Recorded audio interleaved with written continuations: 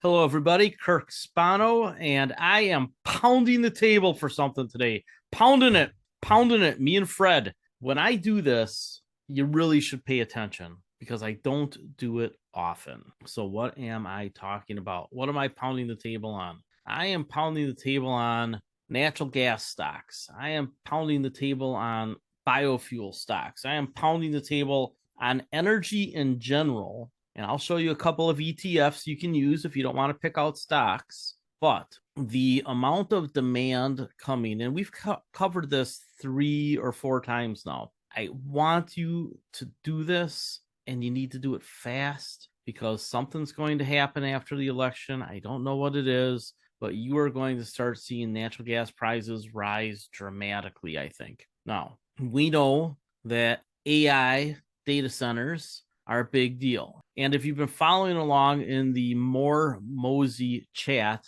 that Les basically runs, you are seeing a lot of great things that he posts there. And some of the articles are off the charts. I mean, you really ought to be reading the stuff that he puts up. And in fact, you think of Les as your curator. He puts a lot of good stuff out there. And natural gas demand going up over the next 5+ years is going to be dramatic. And that heads into affiliated natural gas, which is the gas produced when oil is drilled, starting to tip over. We know, when we learned this at the Hard Energy Conference in May, it was a suspicion. I don't go to a lot of conferences anymore, but I pick and choose the ones I'm going to go to because I think there might be something important going on in the moment. And I was pretty certain that U.S. oil supply was going to peak this decade and then start turning over in the 2030s. And that's exactly what they said. They said that we only have about a decade, maybe a little longer, maybe a little shorter, of economic oil that we can drill to provide growth in our oil supply.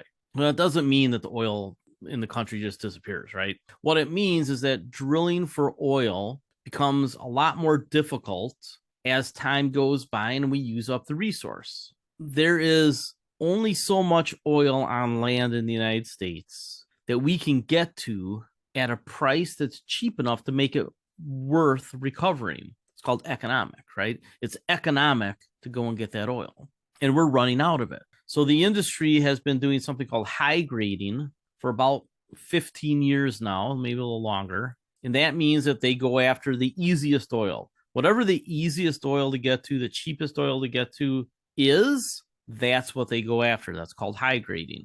And they've been high grading and high grading and high grading to the point now where the oil that was really economic to get 5 and 6 and 7 and 8 and 10 years ago is gone. And the second tier oil is almost all gone.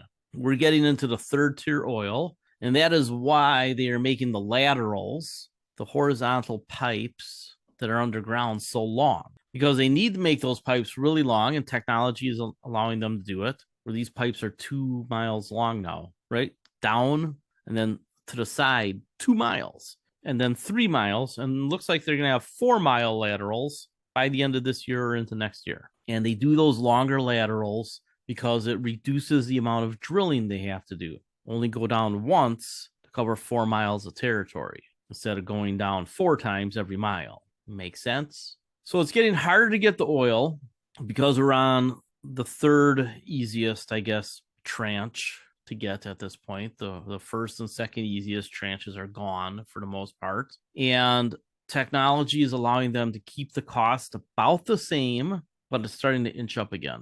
So that means that as oil recovery gets more expensive in the next 5 years, as we get to the fourth tranche of oil, or the fourth most economic level of oil, the natural gas that comes with it will start to diminish as we drill a little bit less oil. Not a lot less. We probably still have proven reserves well into the next decade and even the 2040s. But the amount of total oil that we'll drill onshore, which is like 90% fracking oil now, is going to turn over around the end of the decade. Maybe 28 or 29, maybe 30, 31, 32, right in there. We know this to be fact. Anybody who challenges that is just, they don't do their research. We're going to see affiliated natural gas turn over whenever it is the oil supply stops going up, then levels off on the peak oil plateau, and then turns over probably around the end of the decade. In the face of not being able to drill more natural gas via the affiliated with oil route, we're going to see demand for electricity by the end of the decade go up somewhere between 20 and 40% just from the data centers. And then we might see a little bit more from the general public and from industry that is reshoring. So the biggest increase in electricity demand estimate I've seen for 2030 was 50%. And I think that a number in the 40s is probably right. So where does all that electricity come from? Well, what about nuclear? Okay, why don't you quick slap up a nuclear power plant? Just go build one in your backyard or something, right? I answer some of these questions and I make fun of some of these things ahead of time because I just don't want to see those questions in the chat. You have to get over the idea that there's going to be a lot of nuclear development. It's going to cost $650 million to get the reactor at 3 Mile Island back up and running. And it's going to take 3 or 4 years. They're hoping to have it running by 2028. The time and money to build a large nuclear power plant in the United States is well over $1 billion, usually multiple billions of dollars. And we haven't seen one get done in under 15 years from the inception of the initial applications in decades. The ones in Georgia and what was it? South Carolina? I forget where the last couple have been built, but they all took 15 years plus. So the fastest that we can get a large nuclear power plant built, let's say, is 10 years minimum, but it's probably 15 years. So that means for us to build large reactors would take till about 2040. But we need the power way before then. The small nuclear reactors, there's a lot of bullshit on that too. Small nuclear reactors, right? Because people go, oh, but we've had them in submarines for a long time. Yeah, but you're powering a submarine, not a perpetual use data center or a city. And they still take 3, 4, 5 years to get going, even the modular kinds. Yeah, somebody mentions that the South Carolina plant, which I had a client, she worked on it, I want to say for 3 or 4 years. And then when they got almost to the end stage, it got canceled, right? Like something, they just decided to stop. I don't remember why they stopped. I don't know if they can pick it up again or not. I know they had changed contractors to that private company out from California, but maybe a big tech company will put the money in to finish it. We'll see.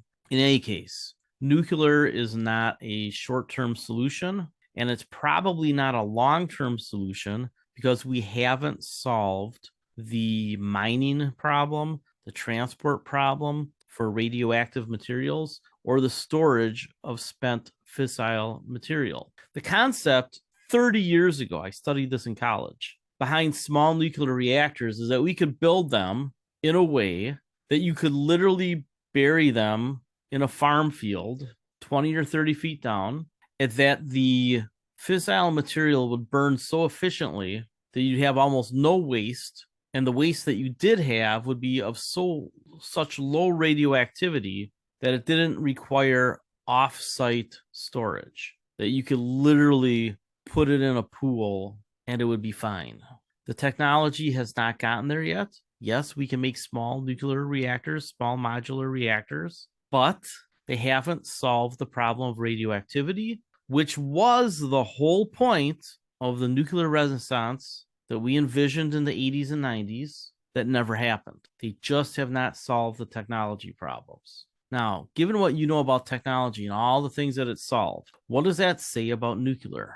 It's a really hard problem to solve. So I go on this little side road down nuclear energy because it just isn't a hugely viable thing, and especially not in any short order. And given that we need all this energy this decade, it really falls to natural gas and clean energy. So Wood Mackenzie and Dominion and Chevron and everybody who's involved in energy is talking about what we need to see happen. According to Wells Fargo, they're at the low end of the projection for electricity demand increasing 20% by 2030. Again, most of the estimates I see are around 40%. I saw one at 50%.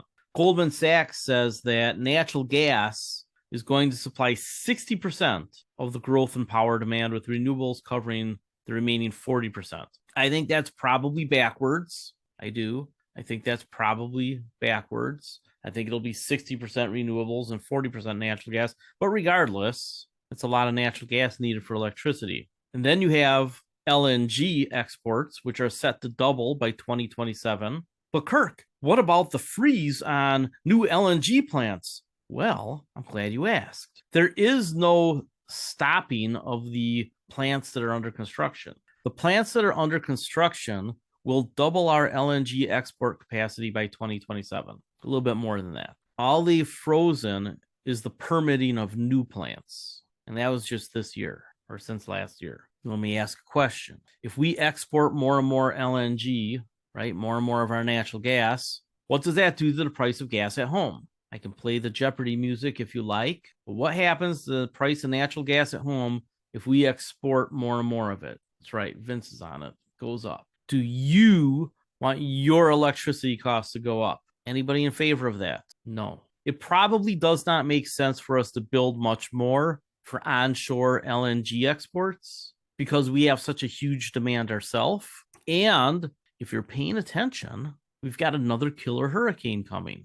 All the data is out there. I get tired of arguing about it, but the volatility of weather is off the chart over the last 50 years, but really the last 20 to 30. We have an upwards bending curve on violent weather that we haven't seen since the planet was changing millions of years ago. But there was a period in like the 17th century when the temperature went up a little bit. That's what we think anyway. Well, yeah, there were some volcanoes here and there, right? The planet's been cooling, but you get an outburst here and there. You saw what happened in Yellowstone a week or two ago. Maybe you didn't. Might even been earlier than that. It might have been over the summer sometime. Those are small things. What we are seeing is a sustained upward bend in the temperature of the planet that is not explained by volcanoes or sunspots. The speed of the spin of the earth, the wobble, none of it. It is only explained by humanity since about World War I, especially, right? The advent of the car and that big war, right? The big war, bending temperature up to the point where it is central to my thesis of my own personal finance to invest in real estate around the Great Lakes because fresh water is getting more scarce. The storms near the coastal areas are getting worse. And frankly, remember the rent's too damn high. Well, down south, the temperature is just too damn high. So when people from Phoenix or Florida say, I don't want the winters of Wisconsin, I will tell you that we don't have a lot of winter anymore. The difference between the winters today and the winters when I was a kid are dramatically different. We have been going months without snow in the winter. And we live next to a snowmaking lake. So I don't know if these hurricanes are going to be a wake-up call to people that climate change is in fact important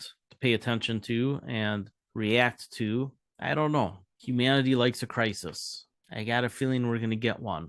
I'm preparing for it with Great Lakes area real estate. And in my investment portfolio, I am focused on how are we going to produce electricity without making the climate worse. And that means that we are going to use more natural gas short term and more biofuels short term, say over the next 15 to 25 years. But that the big growth is still going to be solar and a resurgence in wind, because the new wind technology doesn't require giant turbines. They have found a way to create a filter that generates electricity when the wind blows through it, and it moves the molecules. There's your nuclear technology. Wind is going to create electricity by moving the molecules in essentially a refrigerator-sized filter that you can build modularly. Just keep snapping them together. But it's expensive right now. It's in Germany, starting to get into the market. Some niche places where other forms of electricity are hard to get. Luckily, the sun comes out every day, so that's viable. We have an investment in a battery company that is making batteries 30% more efficient, and they don't catch fire. So anybody who's thinking about putting a battery in your home, I would suggest don't use pure lithium. Don't use a power wall. There are better things out there that are cheaper, don't burn. And what do you care if they're a little bit bigger, right? You're just going to put it in your garage or outside the house anyway. But natural gas in the short run, basically this next generation is about to get very profitable. The prices have bottomed and they're likely to go up quite a bit. I actually have another chart here that I'll post here. This is from Wood Mackenzie. In 2022, they projected that the 2025 price for natural gas to be $2.88. Last year, they amended that up, but all their projections are for more expensive natural gas over time. I believe that these prices are going to happen by the end of this decade, by 2030. I think you're going to see natural gas prices in the 5s and 6s 3, 4, 5 years from now, because we're not building out the solar and the wind fast enough. We don't have the ability to build the nuclear fast enough, and therefore it's going to be natural gas. And unfortunately, that means that coal that's still online will stay online. And that'll make the climate change problem worse. Where is the natural gas going to come from? Well, a guy that knows a little something about natural gas, CEO of Chevron, is pointing to the Permian Basin. And the regulator is telling big tech, yeah, you can't really use the grid for your electricity. You're going to have to build power plants. So if you want to build a big data center, then you should build the power plant too and hook it up to our natural gas, because we got that down in Texas. Eagle Ford, Permian, Oklahoma's got it. So there's natural gas in that region that can be used for domestic needs. And we're putting a cap on the onshore LNG exports. Hey, Kirk, isn't there a bunch of natural gas at sea? There is. Is there a way to capture that natural gas at sea and just ship it right from the wellhead? There is. So you have floating liquefied natural gas. There's some giant ships out there. Those are the conventional ways of doing it. But there's a new technology called FAST, and it's a modular design. Keep hearing that word, modular. It means that you can scale it to the size that you need at the place that you need it. So if there's a rig at sea, maybe in the Gulf of Mexico or in Brazil, elsewhere in the Caribbean, maybe the North Sea, the China Sea, Indian Ocean, anywhere near Australia, near Qatar, right? A lot of places that you have natural gas rigs in water that's 1 to 2 miles deep, handful that are shallower. And what if we just put a mini LNG plant, like basically attach it to those rigs, and then just put the natural gas onto a ship and send it where we need to send it? That's pretty neat, right? When you do your research on floating natural gas, liquefied natural gas, FLNG, there's a difference between that and FAST, which is what one of our companies has. Different design, different cost structure. The floating liquefied natural gas are basically gigantic ships that are very expensive to build, and there's not a lot of them. The modular LNG design that you can basically drop off at a rig or put it on something next to a rig to load up right there with LNG, not have to flare all that natural gas at sea, actually capture some economic value from it. It's a big deal. And the company that we're invested in just went through a new refinancing, stretched out their debt for 5 years. The CEO, who owns over 30% of the company, bought like 15% of the new share offering that was part of the extension of the debt for 5 more years. It also financed another LNG plant in Mexico, right? You have to take a look at the politics around it. How do you export more LNG without having to build onshore LNG plants? And remember, American companies are subject to the State Department's okay on a lot of this stuff. And the government right now, and I think it doesn't matter which administration it is, understands that exporting onshore natural gas causes inflation at some point. And the natural gas that really wasn't getting used is the stuff that was getting flared at sea.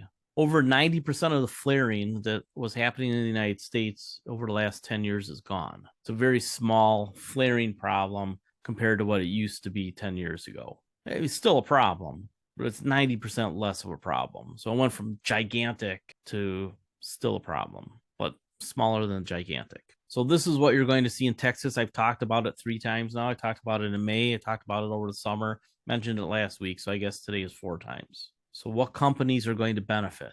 I think Coterra Energy is the easiest one to invest in. They are cleaned up. They have 2 major assets in the Delaware portion of the Permian Basin, which is more gassy than the Midland, and then the Marcellus. And if I owned Coterra, which was basically set up to be an aggregator and then be spun off or sold, I mean, that's how it was set up. It was never set up to become the next Conoco or Occidental. It aggregated land and rights, drilled, put itself in a financial position to be acquired at a premium. That's how the company was designed. And so now they have 2 assets, the Marcellus and the Delaware portion of the Permian. And if I were running that company, I would say, okay, how do I make the most money for the shareholders and me, or me and the shareholders? I guess most executives are me and the shareholders, or me and how much do I have to let the shareholders have for me to get mine. Pretty much how executives think. That's been my experience. They really do believe in, get paid first. And I actually agree with that. As a businessman, you got to pay yourself. If you don't pay yourself, nobody else will. So just understand the reality here. And there's varying degrees of scale there, right? So Coterra Energy, if they sell their Permian acreage, would basically make them a debt-free or almost debt-free, but I think debt-free plus some cash is based on the math I did this summer, pure play natural gas company in the Marcellus, which is important because about 2/3 of all the data in the country right now goes through Data Center Alley in Virginia. Didn't know that, did you? Massive amount of data centers in Virginia, basically controlling the data flows on the entire eastern seaboard. The next 2 biggest data clusters are around Dallas, Chicago, and I guess Silicon Valley's on there too. This is where the hyperscalers are. Virginia, New York's got a bunch of them. Chicago, Dallas, Atlanta, Phoenix, LA. I don't even see. Oh, here you go. Silicon Valley. I knew it was there. So this is the one that I think is going to grow the most because they have the natural gas right there. So I think you ought to be buying Coterra right now. It went up a little bit since I mentioned it a couple of weeks ago. Not much. But look, that is a heck, right? Held that line.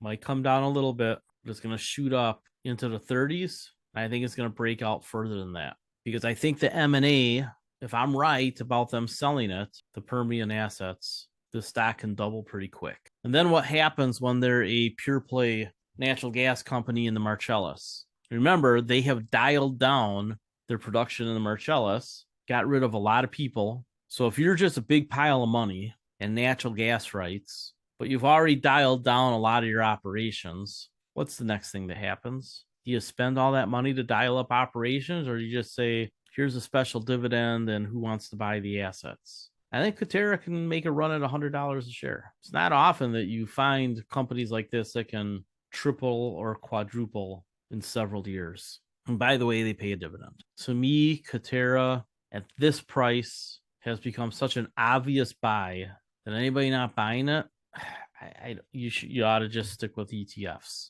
And if ETFs are your thing, the First Trust Natural Gas ETF looks like it's going to rise quite a bit. It should beat the S&P 500, which is your criteria. Don't invest in anything you don't think will beat the S&P 500 because you could just buy the S&P 500. These are your top companies, some midstream companies, the EOG, Conoco, Occidental, Coterra, Diamondback, Devon. It's a good batch of companies. I have this one right now, the Invesco Energy Exploration and Production ETF, because I want a little bit more oil short term. Because that thing that I think is going to happen after the election, I'd be incredibly shocked that if it doesn't happen. And I'll be on Forex Analytics in the next couple of weeks talking about it. I think that Iran is about to get their comeuppance. I don't believe that Netanyahu is going to listen to Biden long term. In order to get the weaponry, he might listen through the election. But if he has to line up getting weapons from somewhere else, he'll do it. Israel is going to attack Iran. And ultimately, that'll mean higher oil and gas prices. And higher oil and gas prices cause inflation. However, since we're such an enormous producer of oil and gas, probably works out for us. And it forces a shift in the transportation economy away from ICE vehicles, which is very economically stimulative because we have huge pent-up demand for better vehicles. So there are tertiary plays here. If we think oil and gas is going to get more expensive, that means that we think EVs or extended range EVs are going to be a big deal. We know the plants all come online in 2027. It was going to be the end of 2025. They're a year and a half, 2 years behind, which is kind of par for the course.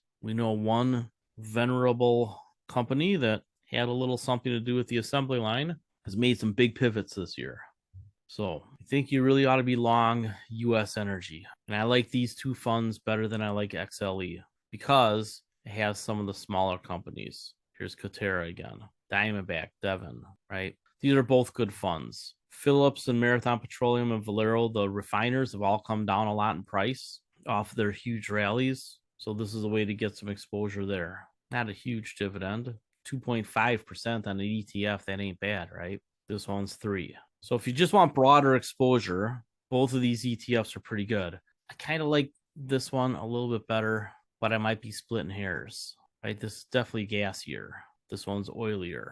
Pick your poison, do a little bit of both. I don't care. I don't think they're going to be much different, right? They both have about almost half of their holdings in the top 10 stocks, and there's quite a bit of overlap, right? They both have EOG, both have Devon, both have Coterra.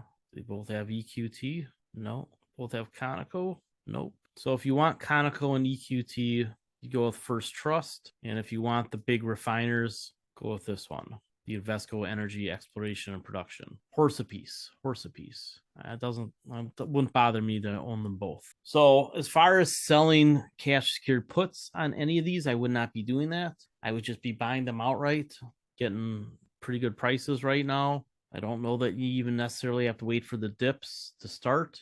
I have made Permian Resources a double position temporarily. Coterra is a full position.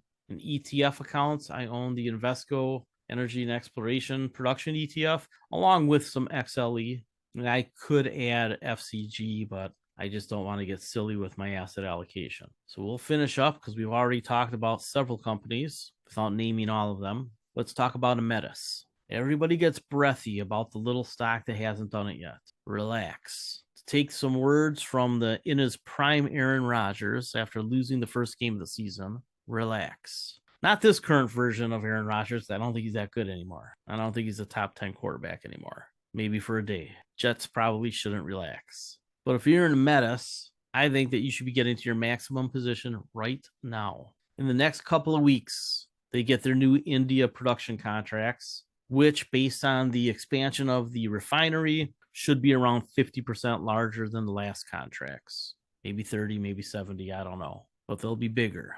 That refinery in India is debt-free.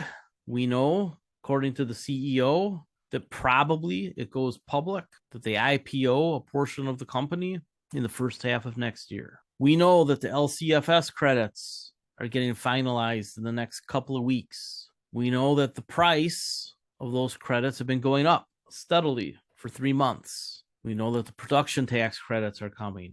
We know that another USDA low interest long-term loan is coming. We know that financing for the SAF plant in Riverbank is coming. We know that it's probably going to have a partner in the airline industry. We know that oil and gas companies are lining up, but they don't want to use them. Not yet. You don't want those guys in on a joint venture. You just want them to buy you out later on. We know that their RNG resources are set to double imminently in the next couple of months. They're finishing up a giant dairy digester that hooks up 5 very large dairy farms. Their revenues could more than double next year.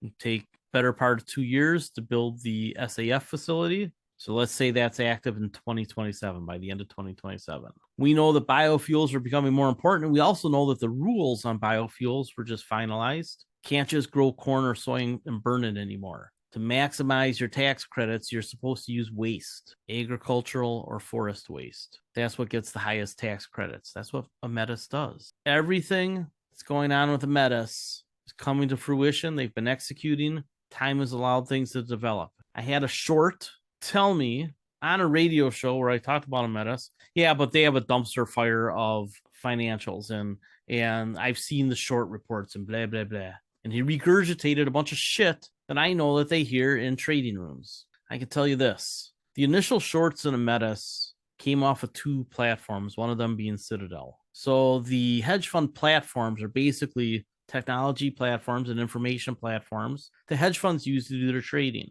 and they share ideas. Out east, and I've been invited to a few lately, actually. I haven't gone just I didn't get out east this summer. They have dinners and cocktail parties and lunches, breakfasts. They talk about their ideas. I think I'm going to start doing that in Milwaukee, actually. I'm kicking some things around. It'll probably happen by September of next year, but it might start in January. We'll see. So I might finally open up that office again. Depends if I want to work 70 hours a week again. I've been trying to get my Saturdays off. What you're going to see with Ametis is pretty clear at this point. The slowness of the development came from three things: a combination of COVID, which is probably the least important, slow regulation being the most important, and higher interest rates for borrowing. And now three things are true. COVID's gone for the most part, under control, whatever you want to call it. Not the thing that it was in 2020 and 2021. All the regulatory stuff is finally, on its final leg. It's all starting to hit the books now. And interest rates are finally coming down. And we're going into an easing cycle that my guess lasts well into 2026. Probably has a pause along the way. And then when the baby boomer retirement crisis ends, everybody who has debt out there will be able to refinance it at next to nothing, right? Just like COVID. Buy yourself 5 or 10 years of almost no interest as a corporation. You need to look at those debt cycles. They're important. So I think Ametis is going to rally sometime in the next year, and it's going to be substantial. I'm not selling cash secured puts on it anymore. I'm just buying it in every new account that comes on.